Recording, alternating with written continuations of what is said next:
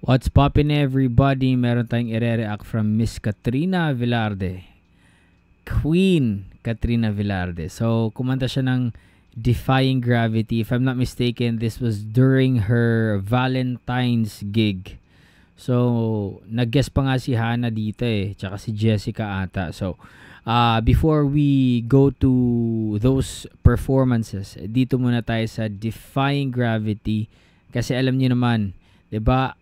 Ang hirap ng kantang to, and not every singer can belt this thing out with justice and, you know, having a good version of it. So, I'm very curious kasi alam naman natin, the underrated queen ng mga biritera sa Pilipinas, Miss Katrina Velarde. Okay, so with no further ado, let's jump right into the video. And shoutout sa Critico for this video, and also to Viva Cafe. And if you're new here, please don't forget to subscribe, and also you can follow me on my Facebook, on TikTok, and on Instagram. Okay, so let's go.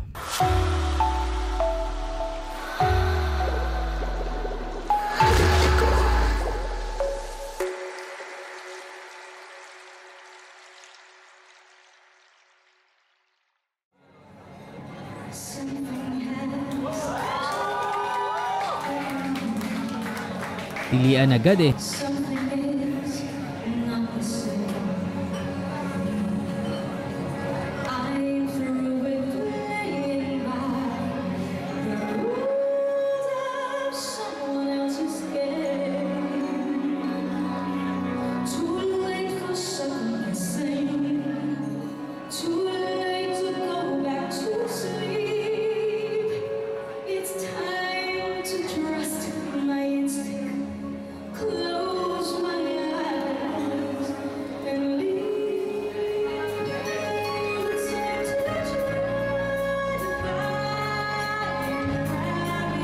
Bakit ang effortless?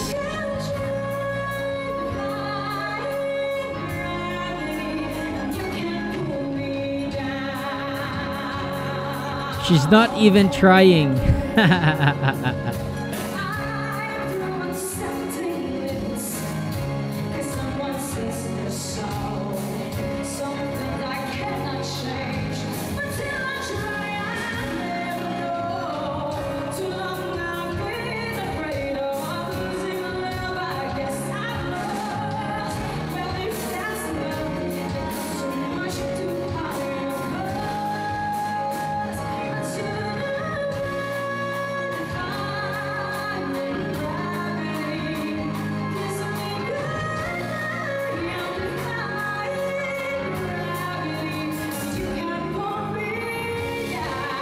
Beautiful.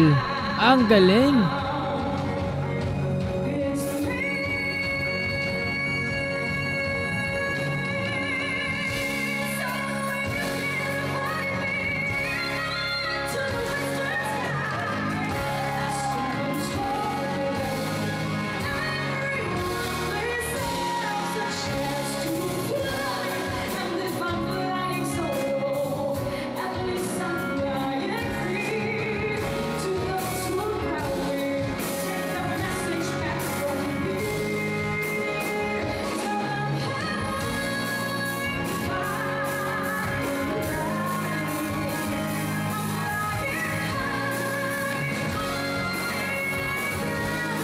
Sobrang linis.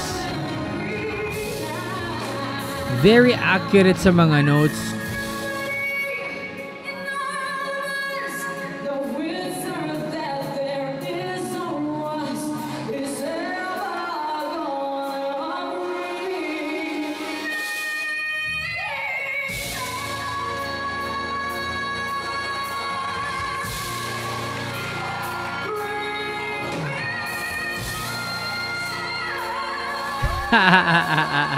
The signature run ng konting alteration doon.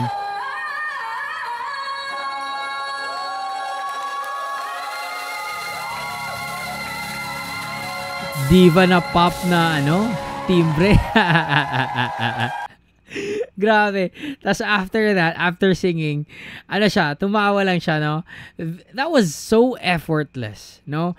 The high notes were accurate and narinig natin yung how smooth the transitions were sa kanyang chest, head tones, and everything. Miss Katrina is really something else, man.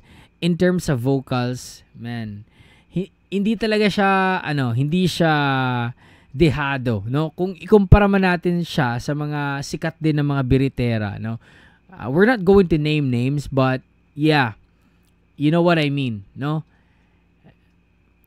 She's one of the top vocalists, actually. For me, in my own humble opinion, Miss Katrina deserves more recognition in terms sa kanyang vocals. Man, she is truly a vocal prowess, a vocal athlete, no? Grabe.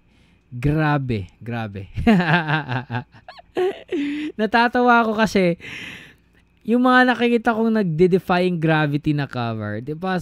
Todo effort, alas maputulan ng ugat sa 'di ba? Yung like I'm not trying to pull them down, ha. That's not the point. No. The point is Miss Katrina did this song so effortlessly. Yung parang tumawa lang siya after the performance, no? We've heard a lot, no? That was an awesome, perfect. If hindi man perfect, close to perfection na delivery ng kanta, no? And ang gusto ko dito, she was still able to incorporate her style, no? Hindi yung kung ano mo yung original, yun yung pagkakanta niya. The original was there, but yung style niya, yung mga little alterations sa runs na favorite natin sa kanya, 'di ba? Narinig natin. So, hands down, bro. Hands down. Ang galing. Kaya ako, fan ako ni Miss Katrina, man.